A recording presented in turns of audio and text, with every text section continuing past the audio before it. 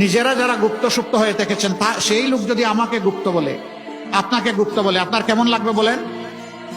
বছরের পর বছর দেশবাসী কিছু মানুষের ছায়াও দেখে না। সেই মানুষ যদি আমাকে বলে আমি গুপ্ত না সুপ্ত, আপনি বলতেই পারেন আমি গুপ্ত ছিলাম কারাগারে, দফায় দফায়। আপনি যদি ওইটাকে গুপ্ত বলেন তাইলে আমি অবশ্যই গুপ্ত। আমি এদেশের মানুষকে বিপদের মুখে ফেলে দিয়ে আমি পালিয়ে যাইনি, আমি ইচ্ছা করলে পালিয়ে যেতে পারতাম। আমি শুধু না, আমার সহকর্মীরা পালিয়ে যায়নি।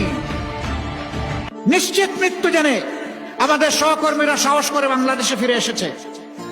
এই এলাকায় ইবনে সিনা হাসপাতাল আছে, ডায়াগনস্টিক সেন্টার আছে।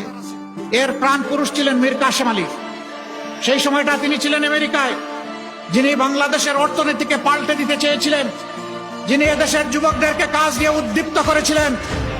তাকে তার বন্ধুরা বলেছিল don't come back to Bangladesh.